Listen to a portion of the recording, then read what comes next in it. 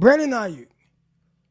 Brandon Aiyuk, the 49ers traded up for him. And I think one thing we need to try to figure out or get to the bottom of, when they drafted Brandon Aiyuk, what were the expectations? Because remember, the first season there, 2019, you draft Deebo Samuel. Deebo Samuel, I thought, played very well. But then they go and they trade up for a receiver. And I always thought that was weird because when you're looking at receivers, depending on what you want this guy to be, do you typically say, you know what, I drafted this guy second round, he balled out, but I'm going to go and draft a guy first round to be the third option. I'm going to go trade up and draft a guy first round to be our wide receiver too. I don't think so. And I don't think that they expected Deebo Samuel to have the 1,400-yard season that he had. I believe that when they traded up to draft Brandon Aiyuk, they viewed him as a clear upgrade of what they were getting at the receiver position as opposed to what they had from Deebo Samuel. That's just the way I view it. I think they were like, you know what? He brings this. This is better. They're going to be more consistent, etc. He's going to be a better receiver. And Deebo, we could utilize him in that role, and he's going to be our wide receiver too, etc. Maybe our third option behind George Kittle. And then Deebo goes off. And then Aiyuk, who they've talked about some of his early struggles, right? Not really having OTAs the first year. Second year having OTAs and starting to figure out exactly how and what it means to be a pro. And, you know, how tough that could be on a young guy, really trying to figure it out. And there's been some ups and downs, et cetera, and all those things that Brandon Aiyuk has to work through. But now I look at it like, all right, I do believe that when they drafted him, they were looking at him to be potentially wide receiver one. That's why you trade up to get him. So what are the expectations for him now? Are we viewing Aiyuk as just a wide receiver two? And that's all he's going to be? Or are we expecting more? And I have heard a lot of people say there's going to be this breakout season. And I want to know, like, what does a breakout year for Brandon Aiyuk look like? Because essentially he was somebody they traded up for in the first round too. But now he's the third option behind Deebo and Kittle. Hard for him to jump up above that. So kind of what are the expectations for Brandon Aiyuk? And so far with reports from camp, do you believe that he's taking steps in the right stride, like in the right direction? And obviously we hope so. Right now it sounds like, and again, everybody's going to point to, okay, Jimmy Garoppolo, Trey Lance, the struggles, etc. You know, day two, because, man, one of those struggles day one. But, day two, missed some passes.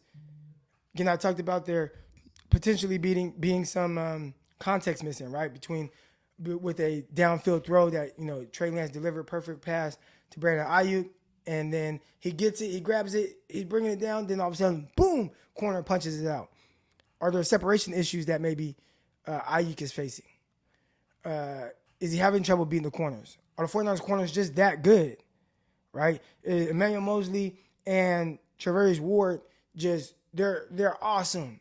They're great, and that's why Aiyuk is having trouble really beating those guys. And, you know, but he's beating up on Ambry Thomas, right? So it's clear that he's not trash, but can he beat the big dogs in the 49ers secondary? And I think that's something I want to see.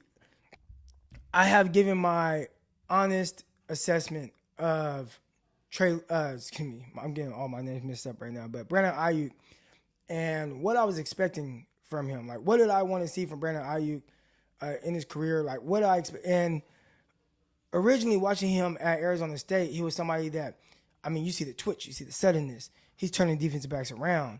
They're moving him around. He's playing outside, he's playing inside. The route running, terrific. Man, the vertical threat, awesome, right? And so far in the NFL, I've seen it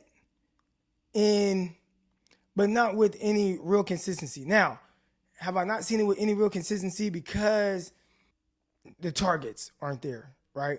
Now, if he's getting 110 targets, is he just going to be a successful receiver in the league? If he gets 120 targets, right? So maybe is it the lack of targets? Why maybe we don't see it? Because I've seen it in spurts where whooping guys. I go back to the Chicago Bears game, 2-point conversion. He was like in the 3 spot, maybe at the 4 spot. They might have had quads to one side.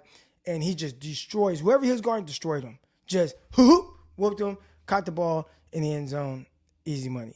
I've seen him destroy guys. Remember a touchdown, it might have been his rookie year against Seattle. I think they had, what was that corner, number 22, Williams or whatever, but just destroys him. Fade ball, easy, right? He just walks off the field, he just catches it, walks off the field. So, I just want to, like, can he consistently be the guy that really kind of destroys guys?